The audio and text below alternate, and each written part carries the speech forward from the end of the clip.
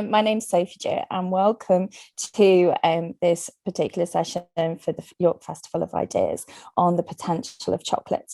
So my name is Sophie, and my business is York Cocoa House.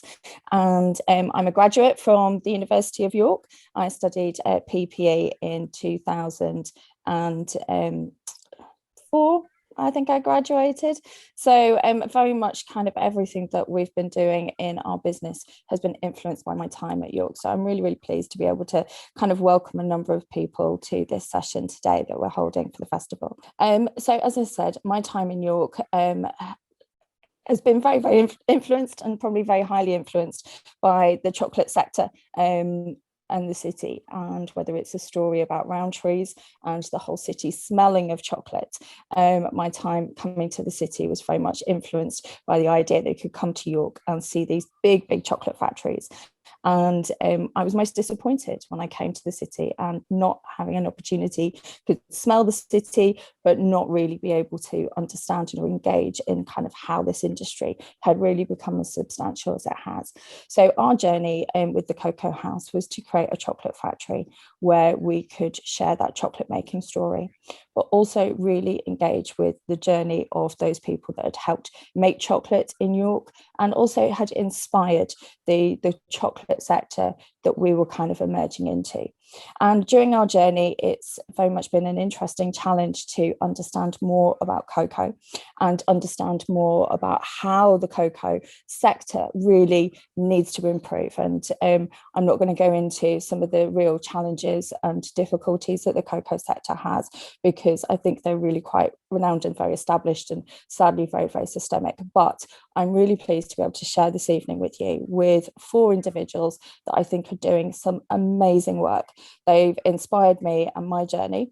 And so I'm going to introduce you this evening to His Majesty Dokun Thompson from Nigeria. And we're also joined by Professor Katie Sampeck from the University of Illinois. Paul Bupp, who is, I believe, is here in the UK, but has been doing some extensive work in Cameroon, and also Nick Davis. And I'm not quite certain where in the world Nick is right now. He is joining us from an airport on his way to share more about his cocoa journey from Jamaica. So I'm going to introduce, first of all, His Majesty Dokun Thompson, who is from the Etioni community in the south east of Nigeria. And His Majesty he first came across me at an event in London several years ago and shared the story of his community, a community that were once supplying cocoa to York's chocolate factories. And he has a tremendous voice of his community and his people, sharing that story of their cocoa and really exploring kind of what amazing things cocoa could do in his community. But there's no point in me telling you about it. I want to introduce you, His Majesty Dokun Thompson. Thank you very much. And good evening, Sophie. Good evening, everyone. I'm Oba Dokun Thompson, the Oloni of Etioni from in Osun State, southwest part of Nigeria. Before I go briefly into what I want to say, I must thank you, Sophie, and the team of the York Cocoa House for bringing this together with the University of York. And I'll tell you the reason why while I speak. When I became the traditional ruler of Etioni in 2008, I was left with a community that was run down, that had been abandoned more or less. But one thing I realized was we had something. We had our people, we had our land, most importantly, we had cocoa. Cocoa forming the basis of why we existed, why development started in Etioni as far back as 1896. But as we would have it today, Etioni can represent what the bittersweet story of cocoa means. What do I mean by that? Looking back at since 2008 and thinking about the situation of Etione with the cocoa farmers, one of the first things that quickly registered to me was that there was a very huge gap or very wide gap between cocoa producing communities and cocoa consumption communities. Production of cocoa was done mainly in West Africa, in some parts of Asia, South America, and the Caribbean. And every area that cocoa is produced is left for poor. Poor not in terms of the people there, but poor in terms of the facilities, the infrastructure, the environment, what you would call lack of social services, and up to the level of or the quality of education that was provided to the farmers or their children, the level of support in terms of health services and stuff like that. When you now go into the consumption regions, where you're looking at the Netherlands, the UK, the US, Switzerland, Belgium, Germany, you now see the disconnect, a huge disconnect, and I'm wondering why. And that was how in 2014, we came up with the Cocoa Renaissance Initiative. The Renaissance Initiative was to take people back into what cocoa meant to us as a people prior to oil, the founding of oil in Nigeria. Cocoa was an economic product.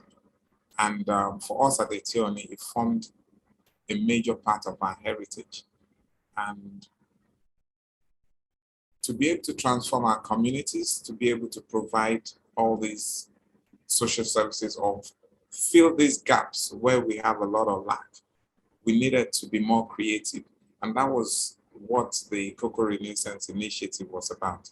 It was about creating an economic model based on our land, our resources, and our people to bridge that gap between cocoa production and cocoa consumption so that we can transform these communities. So how do we do this? The first thing I realized was that we do not have the cocoa culture to be able to even create the consumption that would up the value of cocoa. Cocoa for us was a raw product or a finished product, but there was more to cocoa than that. It's not just about chocolate. That's why I said this participation or partnership with the University of York brings another dimension that I've been thinking about, because when we look at cocoa or chocolate as a product or an entity, you're looking at confectionery, you're looking at cosmetics, you're looking at the pharmaceutical industries, you're looking at education, you're looking at research. And then you now have the other byproducts of entertainment, of tourism, and stuff like that. And now that a university like the University of York, situated in a very major consumption region, is interested in the potential of chocolate, I believe we will now be able to put in a lot more in terms of the intellectual aspect, or the, should I call it, well, something more intense, rather than seen just as a very simple subject. It now becomes more intense and it becomes more professional. It can, at least that the academia can help us put this out there as a very, very interesting subject that has more potentials than it is. Right now, the cocoa industry is valued at $200 billion a year without potential, but I believe we can do more. We can produce more. We can also create more value from it, that we can now have the opportunity to share this value that cocoa producing regions can also have the capacity to fund developmental projects within their regions. And that's what the Cocoa Renaissance Initiative is about. That's how and why we started Cocoa Festival in 2014, followed by the Eco Chocolate Show in 2019, and then registered the International Cocoa Diplomacy as a way of bringing production regions together and chocolate regions together to be able to bridge that gap and create opportunities for shared value. And then last year, we founded the Royal Cocoa International Film Festivals to also optimize what we can achieve from cocoa production and even chocolate as a whole. Thank you. Your Highness, I did warn the panel that our conversations are usually 2 to 3 hours long each time, and we often have so much to talk about, and 7 minutes is nowhere near enough to go into that, but I find our conversation so inspiring, and the work that you've done really, I think, to bring so many of the community of your region together. And I was really honoured to join you at the festival dinner in London several years ago now, but it was you welcomed my parents and my family to join, and they were most overwhelmed with the experience of Nigerian culture. So I'm looking forward for us being able to develop more things, but I'm going to introduce Professor Sampeck now, and I've got the opportunity to ask more questions of you later. So I'm hopeful that the panel, the Q&A sessions will also add some questions into the discussion as well. Professor Sampeck, are you in Illinois at this time? Yes, I am. Yes. Even though I'm behind me, it's a scene of El Salvador, but well, I remember listening to you. It was in Paris though, several years ago, and you shared the presentation talking about cocoa history, and obviously really quite inspired around that chocolate research that we've been doing here in York. But more recently, you've actually joined us here in the UK for some of your own studies further. So I will introduce you to share a bit further. Thank you so much, Sophie. And I want to start off by thanking you and Portia Jewett for inviting me to participate in this. And I think it's really a treat and an honor to follow His Royal Majesty Thompson in that amazing presentation about the work that they're doing. And the conversation that when you first presented the idea of this event to me was to really look at models of value and models of distribution in their historic context, because that's really my main focus as a researcher, looking at the very deep pre-Columbian history through the 16th, 17th, 18th century, and thinking about those consequences for the present, and really thinking about this issue of unlocking potential. So I think of that word potential as a lot of energy, a lot that's already present, but just needs to be released. And I think that's very true. And the first presentation certainly showed that. And so when I think about what pre-Columbian models of value they were very complex, and it's sort of in complement to some of the issues that His Royal Majesty just brought up. And what really strikes me is when I think about the changes that happen historically, is that the pre-Columbian values are really emphasize the primacy of the seed or the bean. They're connected to that substance, that form of cacao or cocoa. And so it's part of ritual life and being counted very carefully in rituals and as offerings and parts of ceremonies.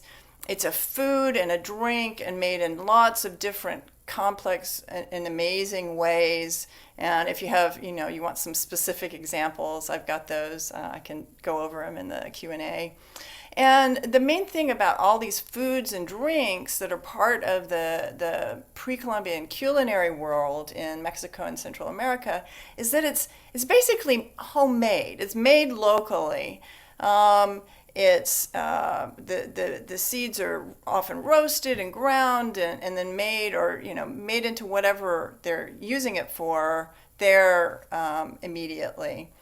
And then what's really important that I think changes the most with the historic period is that those seeds, those cocoa seeds, were a direct store of value. And by this, I mean really literally, in the couple hundred years, well, actually for a very long period of time, it was a kind of currency. It had cash value. So you could go to the market and you could buy things directly with those seeds.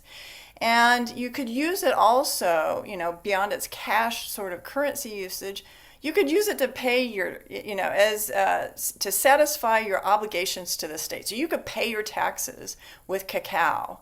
And so that was a really direct benefit. So there are multiple ways that those people growing cacao could benefit from it just immediately.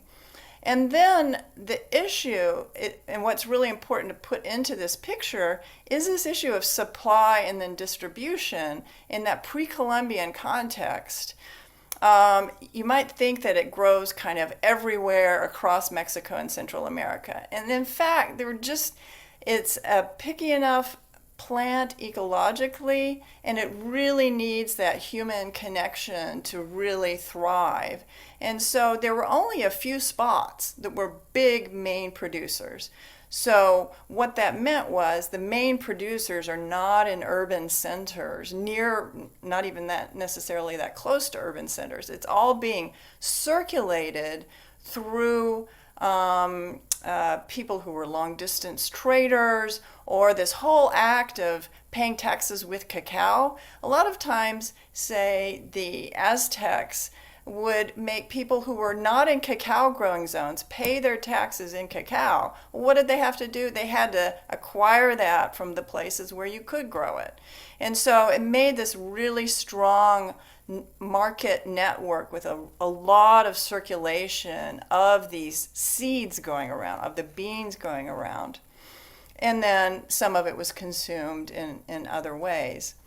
And what also that ecological kind of parameters for cacao that are really important means that the people who are in those optimal places made a commitment to agroforestry, which is a different sort of thing than to growing open field crops like corn or beans, that you had a whole environment that was really important to sustain for that to work really well. And so it took a kind of what I think of as a human ecology. That's the community, it's the environment, and then it's the plants, it's and the product itself.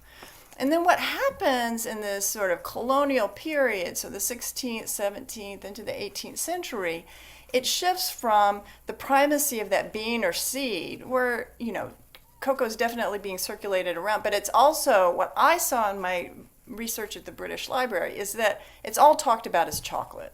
So that means to me, or in the majority of the times, the vast majority of the times, it's referred to as chocolate. It's already processed. It's already a substance that's been crafted in a certain way. And so a lot of those different uses, the culinary uses, are still there. Like in the pre-Columbian period, there's a lot of thought of it about it as a medicine.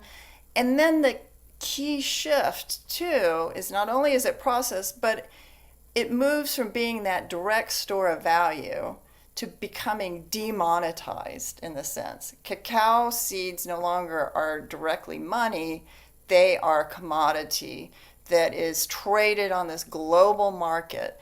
And so what it does in a single sort of economic act is it makes those indigenous producers who had stores of wealth in cacao suddenly what they had, they lost their cash value in many ways. There are some markets and some uses that continue on into the colonial period, but the way it's circulating globally is really as this processed sort of chocolate product. And the value in it is in consuming it. It's not in sort of the having and the conserving of it and the circulation of it. And then as far as distribution, the main changes that happen is that it has this global spread. So it moves into new producers in new areas, and in some cases in areas where cacao had grown before, say in Northern South America, but in this intensive way is a new sort of phenomenon compared to the longer heritage in Mexico and Central America. So it's following those sort of ecological constraints that are important for cacao, but it's coming into places that didn't have a tradition of working with cacao, sometimes little or no experience, and so it's being imported into areas with other sorts of agricultural traditions. And it becomes because of that, there's not the culinary uses, there's not the medicinal uses necessarily right away. It's primarily this export product, that it's there, it's processed to a certain degree, and then it moves along and becomes that chocolate often some other place besides Africa, besides the Philippines, so forth. And so for today, you see a lot of lingering, a lot of this heritage that continues, and especially sort of this medicinal fascination. What are the health benefits? What are the dilemmas of consuming cacao or chocolate? There is, in the sort of industrial development of the chocolate market, there is a kind of stored value that those really huge producers have, that they have reserves of such scale that when the market takes big rises or dips or whatever, they're kind of insulated. But it means that those smaller producers are that much more vulnerable. So there is this lingering issue of economic dispossession that I feel like is continuing to today. And then I think the biggest sort of issue, and again, this is complementary to what's already been said by the first presentation, is focusing on this human ecology of cacao and chocolate, and that by nourishing that community, by thinking about it in these holistic terms of access to education, access to health care, the many ways that it's a part of heritage, and the potential for lots of other sorts of uses of cacao, and the kind of long-term sustainability that good cacao production and consumption, I think there's a lot of potential there that we can learn from the past and the long development to get to where we are, and that there is a good prospects for unlocking that potential. So I'll stop there, but thank you. Thank you so much, Katie. Again, kind of our conversations go on for hours, and you're such a mine of information, and I'm looking forward to learning more about your experiences at the British Library when we next have a chance to catch up properly. But I think it really is that that transcension of products. Like some people were talking about cocoa or cacao, and in other contexts it's chocolate. And so obviously the title of this session is The Potential of Chocolate. And our name is the York Cocoa House. There is a certain reason why it's not the York Chocolate House. It's because we wanted the opportunity to speak about cocoa. Now, you've said the word cacao, and you use the word cacao, and feel free to correct me if you feel I'm wrong. But I think one of the things that's been most interesting about our journey is obviously this chocolate product, it means different things to different people. And so if I'm talking to somebody from South America or Spanish speaking cultures, I will use the word cacao.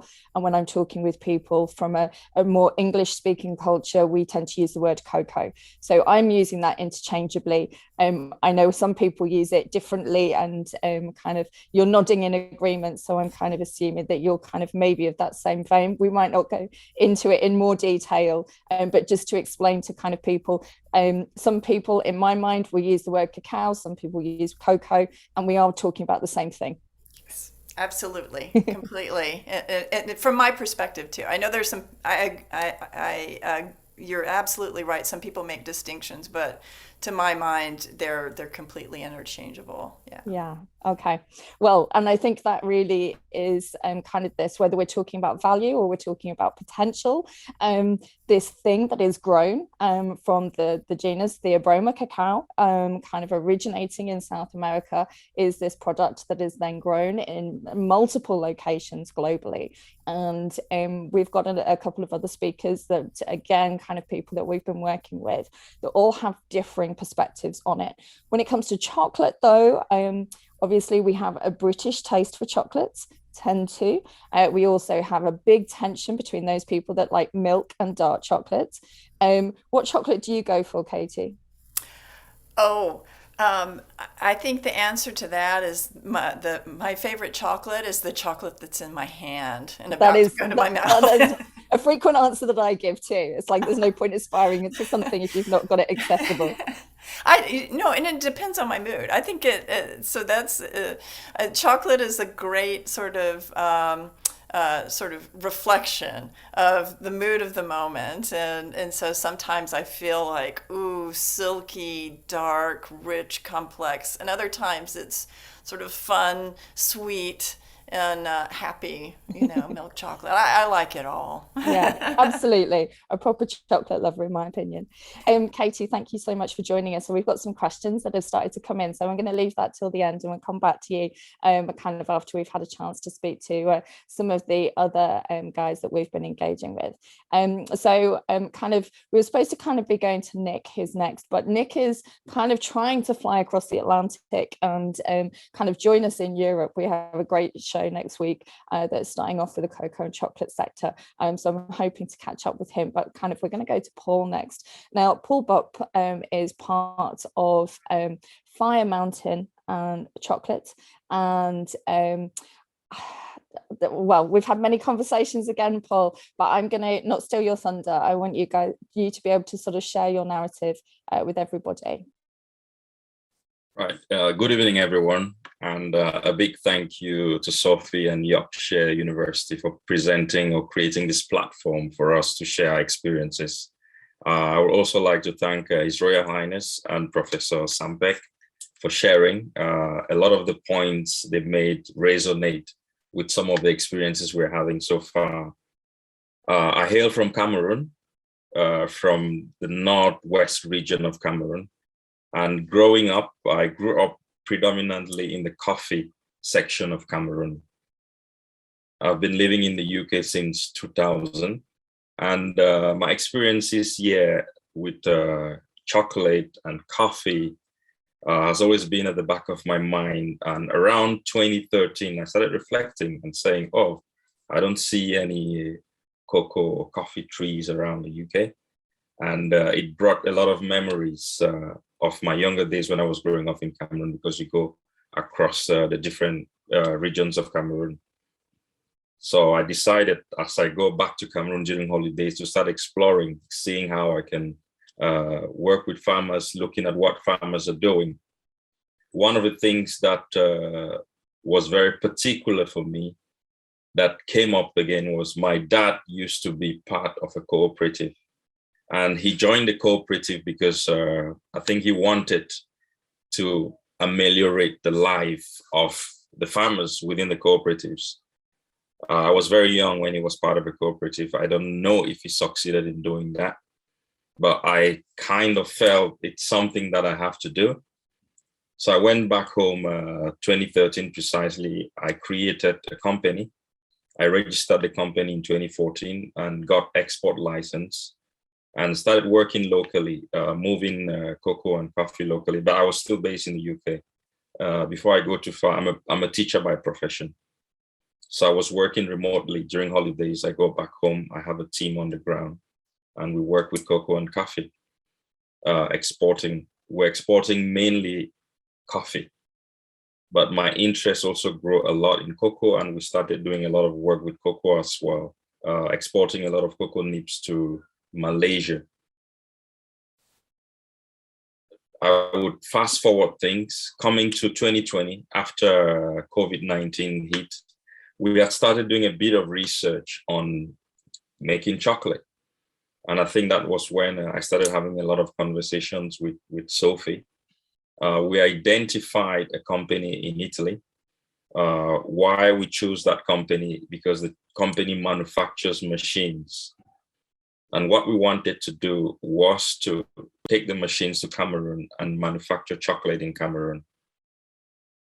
And that is how I really got into looking very closely at cocoa and looking at very closely at the manufacturing of chocolate. But before I come back to that, we had an inspiration. We had a vision for the community.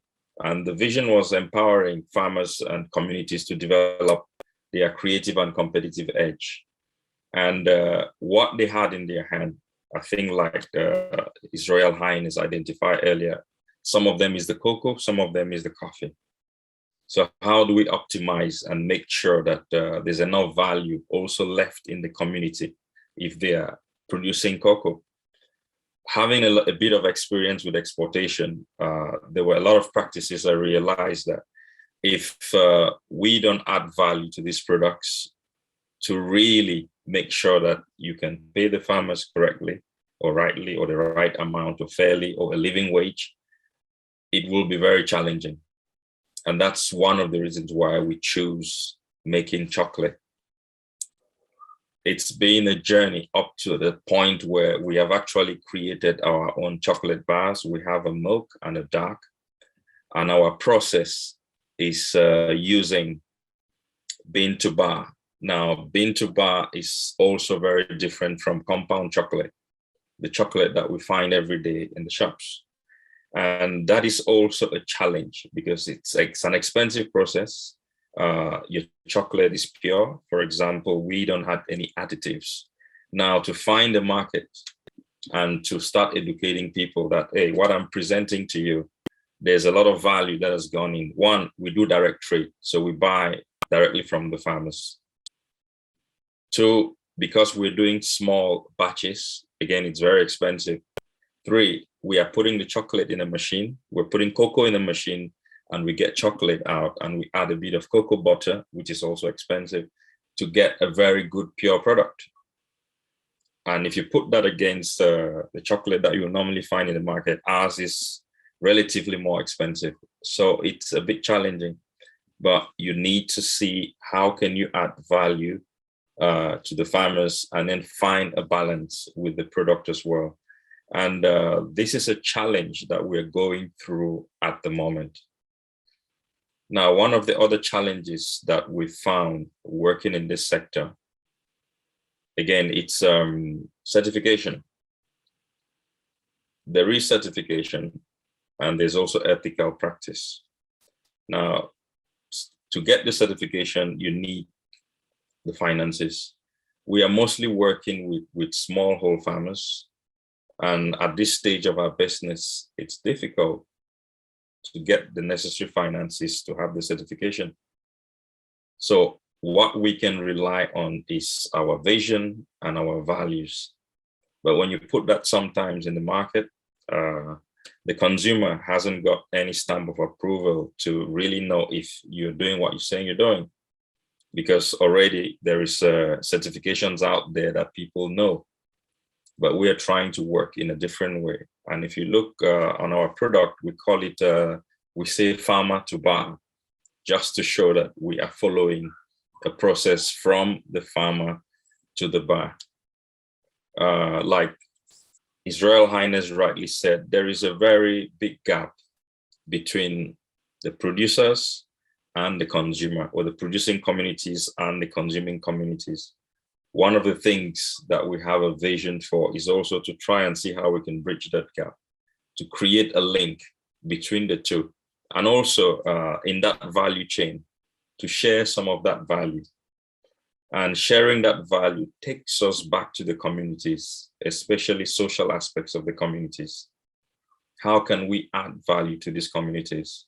Again, it is very challenging. Our experiences have not been easy because there are challenges from financial literacy of the farmers, which is something that we try to do as well.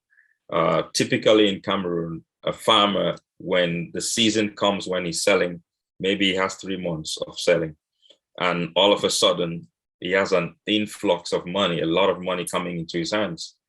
But sometimes they don't think, okay, I need to divide this by 12 because this is my income, or this is the majority of my income for the whole year. So you don't start living like a king for 3 months, and after 3 months, suddenly you don't have any money.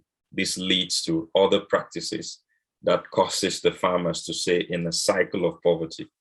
So this takes education, and that's why maybe working with Yorkshire University can help as well. Then we also have some quality issues. There was a point when the cocoa market was not very good. So farmers did not put in a lot of effort to tender their products, to make sure that their post-harvest practices are right. So we've also been trying to work with farmers to improve on their post-harvest practices. Because I think we worked with one consultancy. They gave us a formula. They said 70% or up to 70% of the quality of cocoa depends on the post-harvest treatment. So nature can take care of 30%, but once you harvest, if you don't handle the product correctly, then you're not going to have a good quality product. So from when you break, the cocoa pods, you make sure you separate, the bad beans from the good beans. You make sure your fermentation process is done properly. You make sure that your drying is done properly. You make sure that your storage is proper. So sometimes, because of some practices that are in place at the moment, the farmers don't put a lot of care in the post-harvest processes. So it leads to poor quality, which also affects the income. Now, it works well for some people who buy it very cheap, but not always for the farmers.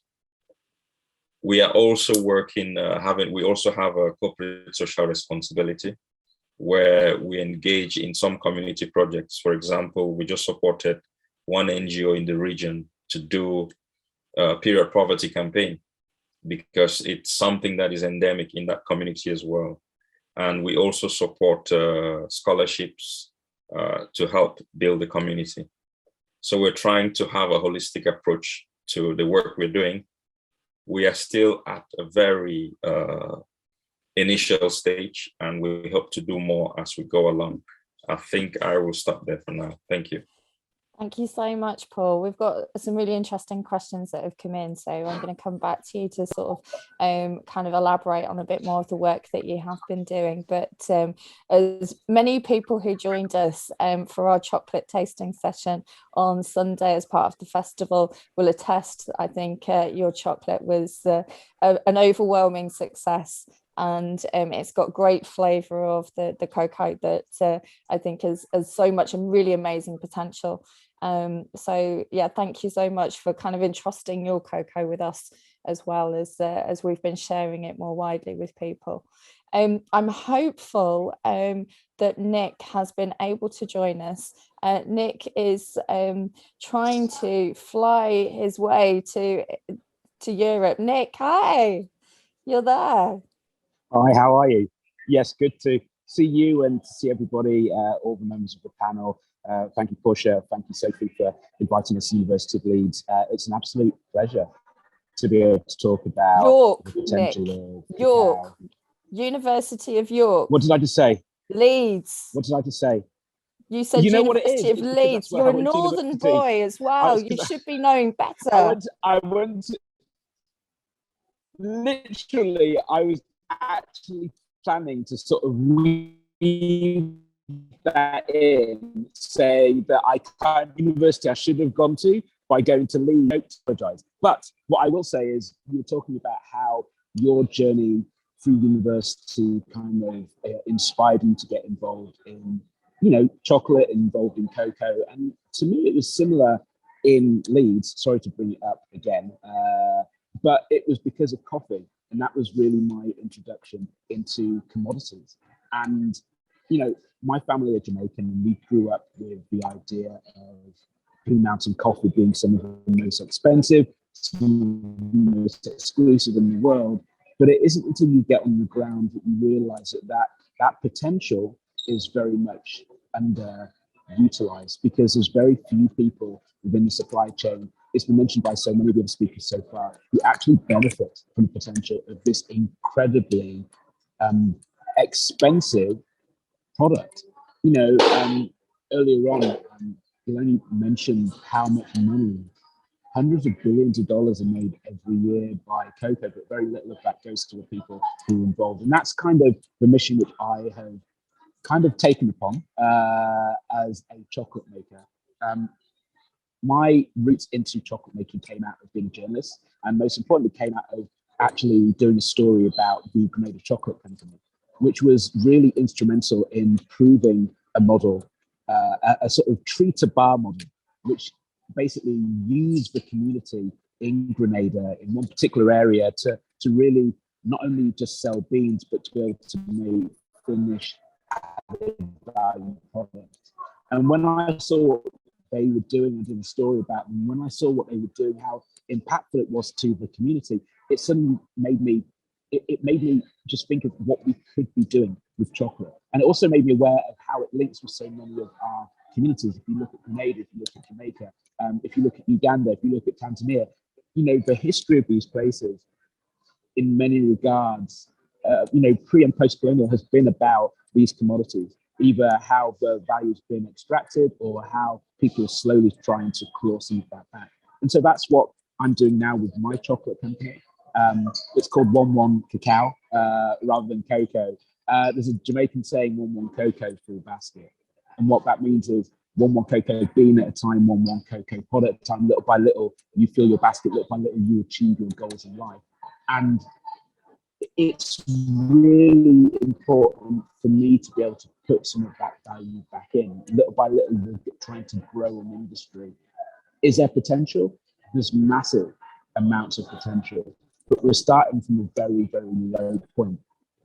What I mean by that is, if you look at the production in Nigeria, if you look at the production in Uganda, Tanzania, if you tons of cocoa per year, you know, that is the production of some cooperatives literally in a couple of weeks, if that. Okay, so it just shows you how far we have to go. So this is one of the things which we're trying at the moment to improve upon, to build upon, so that we can build a growing market, not only in country, but outside of the country, for people who are interested in our products. We're also working alongside another grouping of farmers and chocolate makers from the African diaspora. It's called the Cross Atlantic Chocolate Collective. And it's a grouping of people who are from, you know, here in the Caribbean, who are in Central South America, in continental Africa.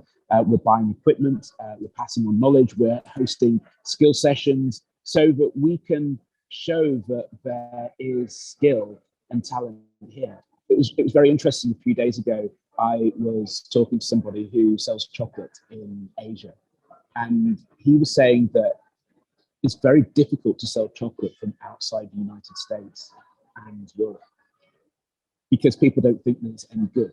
They will buy the beans, they will buy beans from Haiti or Jamaica or Dominica, but they won't necessarily buy the products from there because they don't think that the skill set is there, that the level of understanding of how chocolate is there, which to me is a fundamental problem with how we now perceive chocolate.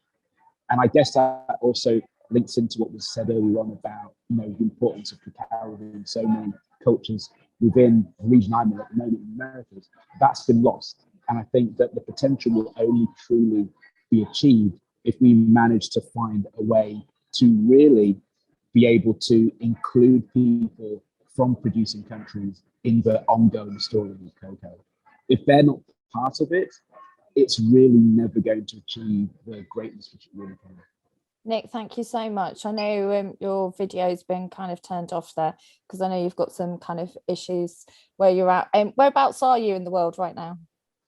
At this single moment in time, I'm actually trying to go through the airport at Montego Bay. So the chocolate factory is based on the north coast of Jamaica, but the northeastern coast. That's where actually Cadbury's, Roundtree's had cocoa farms in the bordering parish of Portland. So historically a cacao growing region, but being able to get from here over to Europe isn't so straightforward. So I'm actually going to Brussels and then via train over to The Hague and then to Amsterdam for Chocoa Chocolate Festival happening next week.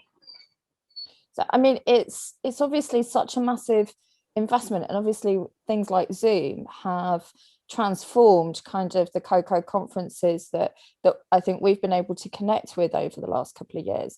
But you're making such a massive investment, aren't you, to take your product to the consuming market?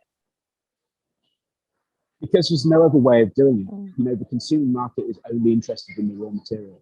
They're not, if the consuming market and even other chocolate makers, if they're really into the idea of trying to build capacity and knowledge bases, they would be investing in these countries or they'd be co-investing with people to build the skill set and to be able to help them get markets. One of the most difficult things for us is we have the beans, but we don't have the market. And it's very difficult for us to then also get into the market because transporting chocolate from point A to point B is difficult unless you have ridiculous amounts of money and infrastructure. And in the case of the big chocolate companies, a history of being able to do this. So these are just some of the basic challenges which we'll always face. But as I said, there needs to be a way which is going to really elicit north-south trade with the added value rather than it just being about the base commodity. Because with that alone, you're basically playing into the old, historic, often slightly racist sort of commodity trading which existed within the cacao supply chain, within coffee, within tea, you name it. It's always been there. And I think, frankly, we're at a point in our combined histories where we can do better.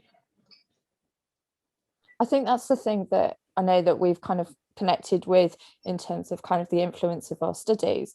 For me, studying PPE, it was to look at this thing that really hasn't changed for several hundred years. And I don't know how much of Katie's discussion you managed to catch, but kind of that movement of this product that's highly prized through to kind of actually being commoditized in that way. It's kind of like, how has this product not really actually changed over the last few hundred years, that kind of, given all the other things that we're consuming and the access to knowledge and all these other things, like how has this product stayed so archaic? Kind of, I think is the question that I'm keen for us to explore further. Yeah, there's never really been any need to disrupt with cocoa. Just to add a final point, there's no disruptors in cocoa or coffee or any of these commodities, and that's why they stay the way they are, because people don't need to change, because as far as they're concerned, that the system isn't broken, it's perfect. Yeah, well, lots of things for us to discuss further. Guys, I'm wondering if I can be joined by all of the members of the panel. Nick, I hope that you're able to stay with us a little bit further, but really appreciate you kind of connecting in on transit there. where on earth to start? We've got some questions that have been shared, and one of those I just kind of point out so much a point from Adele. Adele, I don't know if you're joining us from Ghana, but you've also pointed out that in Ghana it's spelled Kokoo, based on the indigenous language there. So I think I think the one thing that is quite outstanding about whether we're talking about cocoa or now chocolate is the fact that it can mean so many different things to so many people. And I think this is what leads to this kind of cultural argument sometimes about kind of what is best, what is good. But I think for me, kind of making sure that we're working with better products as the inputs, and then helping consumers enjoy kind of what they want is kind of our critical aspiration. Katie, you're in America. What about Hershey's? Have you a view on Hershey's? Kind of, I joke to people that kind of when the Europeans think of British chocolate, like we think of Hershey's chocolate. But I don't know if you have that fondness for chocolate brands from in America. There's definitely a nostalgia connected to Hershey's, and in fact, I visited there for the first time a couple of months ago. Went to the town and went to one of the museums there, and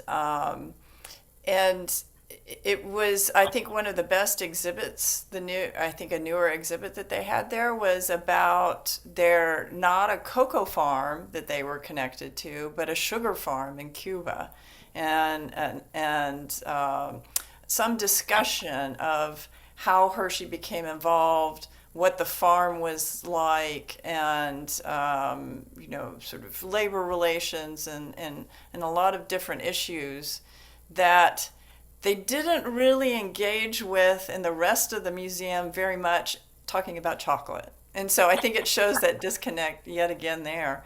But as far as taste, I think, teaching a food class and having chocolate tastings of different kinds of chocolate with students, a big class of hundreds of students, and their imprint, their memory of what chocolate should be, I think is the baseline is Hershey's, kind of that sweet and that sort of flavor profile.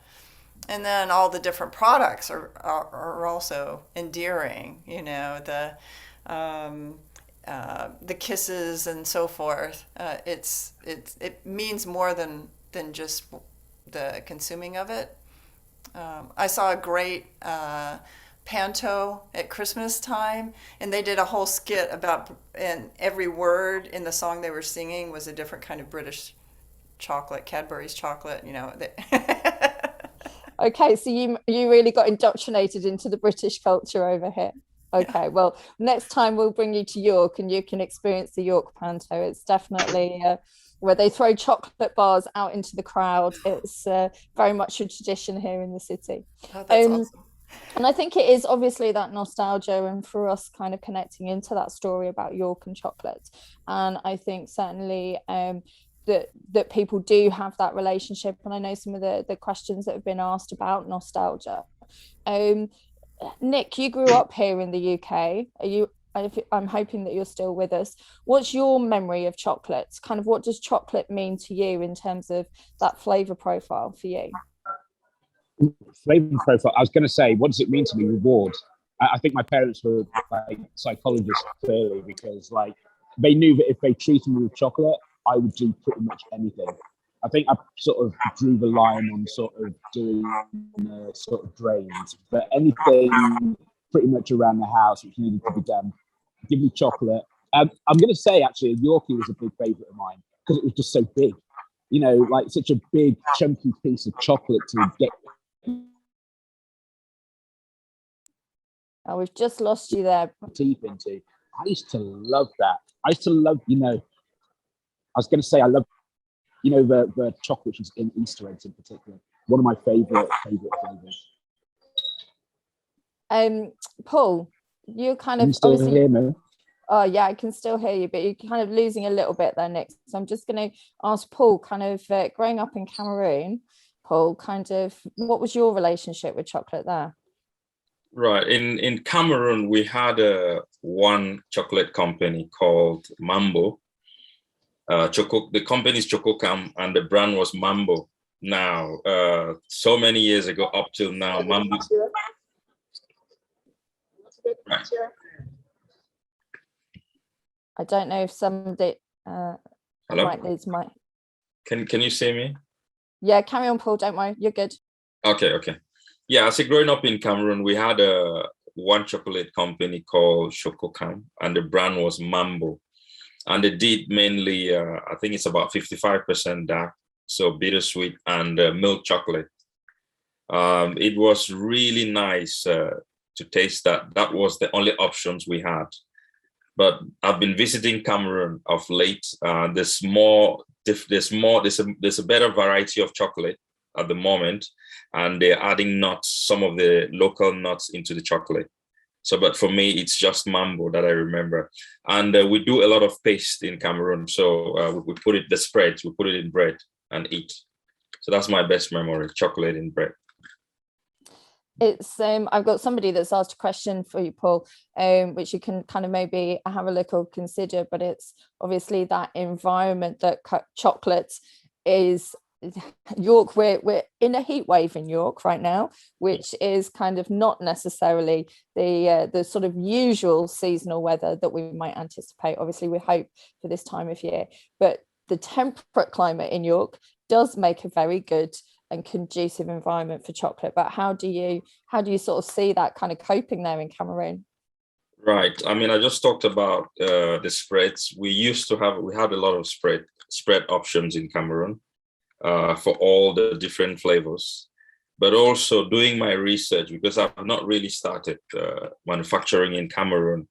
So I've looked at flow packing the chocolate, or doing cat boxes. So the cat boxes are far more resilient than the flow pack. In flow pack, it tends to melt and it's deformed, but Cameroonians are kind of used to that already. But also to really preserve it is keeping it away from direct light and making sure that the environment where it is a bit cool. Now, the factories I've visited there, they have these cold rooms with very powerful air conditioning to keep the temperature down. And they also try to transport it they keep the environment as cold as possible and to take it to their destination as fast as possible, because they don't have a lot of cold vans there. So they put ice in behind the van and just try to get it to wherever they are going as fast as possible. But looking at that, we are thinking already that if we want to work in Cameroon, we would need to have vans with refrigerated vans to take the chocolate around. Your Majesty, you have invested a lot of energy in really kind of establishing a cultural relationship there in Nigeria. And it's been really exciting seeing a lot of independent chocolate makers starting up in Nigeria. What's your relationship with chocolate there in that context? Well, very interesting question. What it is I'll start from where Paul left, because the concerns considering the temperature in Nigeria as well. What has happened is, because of the experience over the last 5 years, I should say, the bean-to-bar chocolate manufacturers have been able to now come up with ways of processing their chocolate to be able to stabilize the chocolate under certain temperatures. And that's also now been cataloged properly by the Cocoa Research Institute of Nigeria, to be able to keep the chocolate still in under higher temperature than you would normally get in Europe. So, and we have a number of chocolate makers that are teaching people how to do the same if they have such challenges. But generally, the chocolate industry is just only catching up. Mind you, we're talking about producing cocoa of about 350,000 tons a year, which is really still the possible capacity we can do. But only about, I'm not even sure if we do up to 1% of that in terms of manufacturing of chocolate. Most of it is exported, and the other bit that is not exported is kept as butter, processed into butter or into cocoa powder. People are still trying to get used to the consumption culture, but through drinking of chocolate. And we have more of the confectionery mass-produced industries, possibly using very, very little amount of cocoa in their chocolate products, or even possibly alternate cocoa products that would count for chocolate in biscuits covering or wafers covering or stuff like that. But generally, it's been encouraged, and a few people have started rolling out different brands, bringing in nuts, bringing in spices, bringing in even different kinds of flavors that we're used to traditionally. So I'm going to, I've got kind of a general question, and I'm going to open it up for you guys to kind of interpret this. I mean, Katie, you were mentioning about Hershey's, and obviously that railway infrastructure that was across Cuba was very much kind of developed and instigated by Hershey's. And I know some of the questions and conversations that we've had, Your Majesty, you've been talking about kind of the infrastructure and obviously the reach of schools and kind of how bigger corporations either create that infrastructure. And I think that, and I had some interesting conversations with Paul and his companions around kind of solar power being used more systemically in Cameroon, but obviously some challenges, kind of, it's about bigger corporations sometimes that dictate and lead the way with these things. And those are the bigger brands that we're kind of much, much more well aware of. I kind of think sometimes for us being small chocolate makers, we're really only just sort of scratching, not even at the ankles of these bigger players. But being here in York, we do have a relationship with those people that have made chocolate either before or continuing today. So I guess it's kind of like, how do we kind of have this landscape between bigger industry versus kind of where we're at today? And how can we try and move forward constructively with that? So a big question and lots of discussions. But Katie, I know you've been looking obviously from the history of so many different perspectives. I think, what do you think, kind of, if we were to take one thing from this whole landscape we can kind of start to look forward at? Well, if I step back, and so your question made me think about those sort of pre-Columbian antecedents and how cacao or cocoa growing and the circulation of the commodities created infrastructure. And so you had the same kind of thing happen where the big centers with big demand sort of took on major routes were developed to connect these cocoa growing centers to that pipeline, so to speak.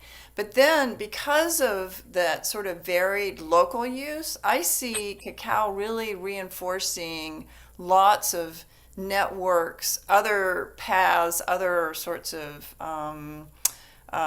exchange networks that were going on, that it really reinforced them and strengthened them. And so I think with that, this idea of greater diversity and sort of recognizing and enhancing that diversity, it can help build the infrastructure that's not, and I think of those, like you mentioned, the railroads, and once that Hershey's is no longer interested in being there, what do? They pick up the rails and leave, basically. So it's not sustainable unless you're investing in those really big operations. So, and today I'm thinking about this sort of all of these different examples where it's a matter of building sort of more local territories, if that makes sense, that connect better and connect more effectively and sort of support those different communities. So that's a start, I hope. Thank you. I think it is this tension between kind of chocolate, which is a very global product, and the consumption and production, which are very like naturally very localized in kind of their tensions and requirements. Paul, how about yourself? Kind of you were saying about kind of that cocoa export to Malaysia. So you guys, obviously you want to achieve volume with what you're doing, but kind of you've got to start the market process, which is some of the conversations we've had. How do we kind of move forward with these kind of two giant scales of what we can be doing? Right, I think the key is creating a sustainable environment locally. And as has been rightly mentioned already, the road infrastructure. I will take Cameroon, for example. Some of the places where cocoa is grown, there is no road infrastructure. So once the cocoa is out, or during the cocoa seasons, all the roads go bad because everyone is trying to get cocoa out. There's too much mud. After that, nobody comes to look after the roads. So it's important that the infrastructure is created. And also looking at sustainability, I think there should be some diversity in the activities of the farmers. For example, there are other plants or other trees that are commercial that can produce fruits that they can sell. And for the farmers on their own to create this kind of ecosystem where they can diversify, at the moment, they don't have enough finances to do that. So apart from just buying the cocoa at a good price, I think some of the bigger companies can come and look at other ways in which they can help the communities to be more sustainable. So they don't depend only on the cocoa, or at least when it's off season, they've got other things that can be bringing in income. That kinds of stabilizes and creates more wealth for the community. We're attending Chocoa next week. There's a talk on how you can use the juice from cocoa when it's fermenting to create cocoa juice. Now, that's another thing. The byproducts of cocoa, how can the farmers use that as well? So they reduce the amount of waste to create wealth. You can use maybe the cocoa pots to create maybe eco-friendly soap. And there are other things that you can use it for, maybe charcoal. But again, the farmers don't have the know-how. They don't have the equipment or the infrastructure to start creating those things. So if we can have a holistic approach to these communities and what they really need, I think it can help a lot to stabilize and to create a better wealth creation and better livelihood for these farmers. Yeah, well, Paul, that's the reason we've been really enjoyed and been inspired working with you guys. And yeah, really looking forward to sharing more of your cocoa and that story of what you've been working on in the community. Thank you so much for sharing that. Your Majesty, I've got a particular question which I think may help illustrate kind of some of the considerations from the audience. So how do you see Nigeria's trajectory to becoming again one of the most important cocoa producers in West Africa and matching Ivory Coast and Cote d'Ivoire and Ghana's level? How does Nigeria kind of make that more meaningful contribution to the cocoa sector? I say something all the time. It's not about trying to match up with Ivory Coast and Ghana in terms of production capacity. What Nigeria is going to be doing, it's not to be a raw material producer, but a producer of finished goods, adding value, creating wealth with our cocoa beans. And when we look at it in a more long-term perspective, right? When we're talking sustainability, it means we must create value at the production level or production regions. When we create that value, it means the farmers would also be able to understand the value of cocoa beans. At the moment, they don't understand that value. So it limits the understanding of the requirements or the needs to be able to produce a certain quality of cocoa beans. But that is what we at the Tiona Development Group, that is what the International Cocoa Diplomacy is also going to be about, to push out this understanding and create value at production at the farm gate so that we can add more. And mind you, we have in Africa, the Africa Continental Free Trade Area, which was recently launched, creates a market size for 1.3 billion single market people. What does that mean? And what opportunities does that offer?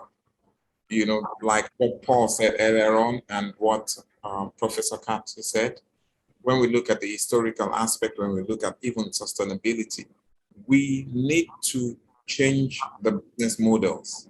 We need to look into more partnership. We need to look more into a lot of corporations, into a lot of collaboration and the way we can push out this product. The so-called giant corporations today started with possibly one man and some little vision, and they've become these giant corporations.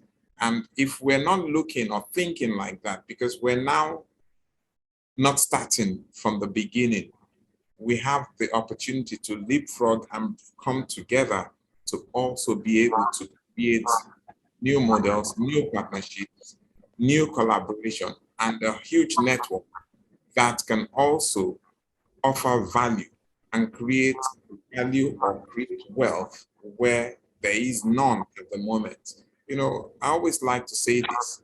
We don't have poor farmers. I don't have poor farmers in Ethiopia. Their conditions may be poor, but they're not poor people. You know, so it's just that lack of those social services, physical amenities that makes them defined or identified as poor, but they're not poor. We have everything. So we now need to start defining all these things around us for the purpose of wealth creation. And that's what I believe we in Nigeria would lead the rest of Africa into understanding. Thank you so much. And I think the conference that you've been holding the last couple of years, being able to connect into that, as I think it's a tremendous tribute to how you've been able to bring those voices together constructively to tackle some of these challenges head on. I think I always find so inspiring. I'm just going to see if hopefully Nick is still with us and kind of not missing his flight there, but no. Nick, kind of I've lost track of where our question was, but kind of obviously you see yourself, you're within this spectrum. I think we were both inspired by the same guy, chocolate making, Mott Green, the late Mott Green, based in Grenada, and kind of I know we've had conversations about kind of cacao from Jamaica and how that can have more of an impact. Where do you see kind of that future landscape? How can we try moving forward constructively from this? We have to make sure that people are paid a living wage, whichever country they're in. The cost of living is very high here in Jamaica. The cost of electricity is very high. It means making chocolate is an expensive thing. The problem is that many consumers don't want to pay the real value of what chocolate should be. And I think we need to work to make that a reality. We may not necessarily be able to change everybody's minds because people want maybe cheap chocolate, but there are people out there who are willing to pay more for it and willing to pay a fair amount. The problem is, this goes back to what Paul was saying earlier on about, and also His Royal Highness, about trying to develop markets in our countries. It's really important, but that's not where the biggest markets are. We need a way to be able to get the biggest markets to buy our products. We have the beans, we have the capability, we need to figure a way to be able to get and extract most of that value.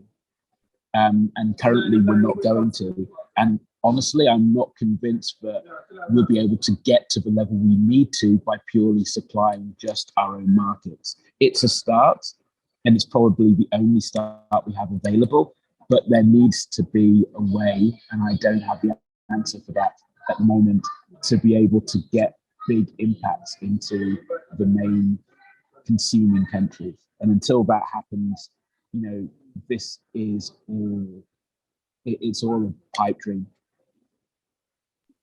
Yes, but we're still here, Nick, aren't we? Kind of keep We dreaming have to, and we keep have making to, chocolate. we have to, because you know, the people's lives depend on it. People's futures depend on it. That's why we're still here. But I think people sometimes underestimate how dire the situation is, how hard it is to be able to make a living as a cocoa farmer. You know, people see the pictures and they hear the percentages, but it means nothing. They still want cheap chocolate. We need to figure a way to be able to get them to see the real value and real importance and the true value of chocolate. I think, I mean, the reality is we're only just scratching the surface with this evening's discussion. And for those people that aren't familiar with kind of the way that the cocoa and chocolate industry is structured, or lack of it, is that the fact of chocolate makers like myself and Nick, there's probably still less than 500 of us around the world. And we still represent less than 1% maybe of the chocolate that's produced globally is being done by independent chocolate makers, whereas maybe 75% of it is made up by 3 companies globally. So I think we are just scratching the surface, and I hope that we're kind of at the beginning of what we see a tidal wave of change. We've got so many questions, and I'm going to read this one out because I'm so excited by this particular one from Charlie, who is studying at the university, and he's doing an MA research in public history of ethical chocolate in York. Charlie, I am just so excited that people are really kind of paying attention to this in York, and that's but I think I've really only just scratching the surface. There's conversations, people joined us from Ghana, from North America, from Nigeria, which is just so overwhelming, because kind of to be able to have this conversation kind of with the Festival of Ideas and here in York, kind of it's tremendous for us to be able to look forward, maybe look backwards constructively and critically, but kind of like work with people that are here doing this today. Now, I'm supposed to be doing a vote of thanks, but actually I really want you guys to be able to showcase and share a little bit more about the work that you're doing, because I think, as we said, we've just scratched the surface this evening. So Katie, if people want to learn a bit more about what you've been studying and your research at the British Library, how can people engage more with what you've been doing and kind of connect with your research? Well, I'm working on a book that's directly based on this my most recent research, and so I hope that will be out in the next year or so.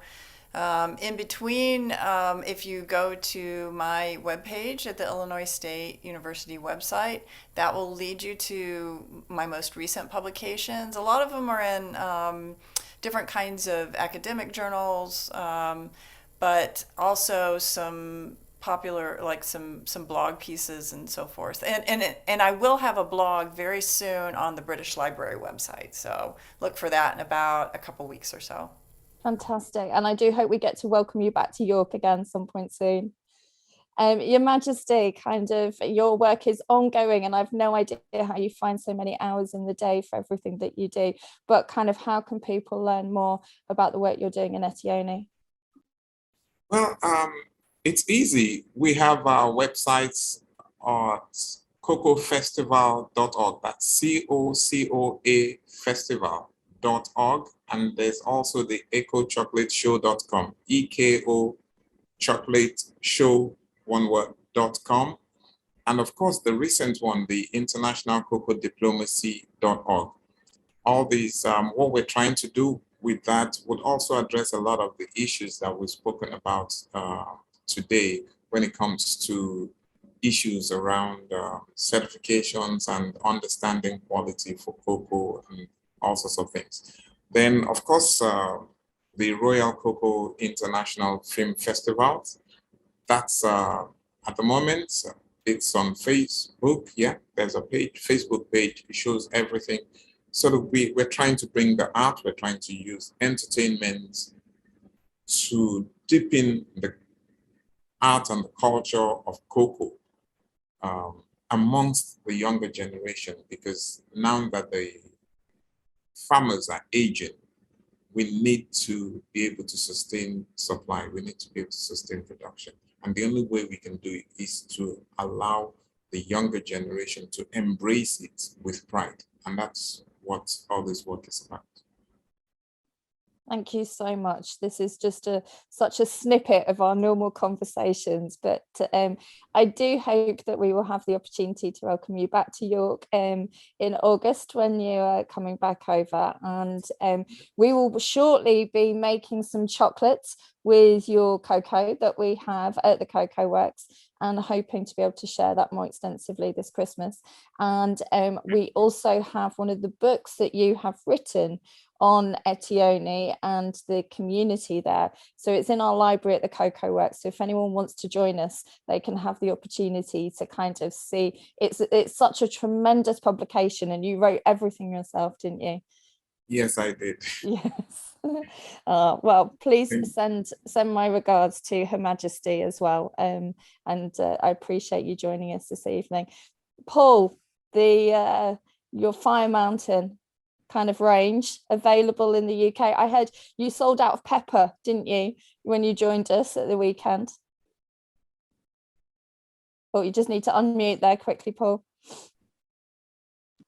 Yeah, we did sell out of pepper, and thank you for giving us that opportunity, because we're not just doing chocolate, we're trying to get the Cameroon experience out there in the world with the different flavors from Cameroon. Chocolate is our main thing, but we also have a special pepper called Penja pepper, which is one of the first protected crops in sub-Saharan Africa.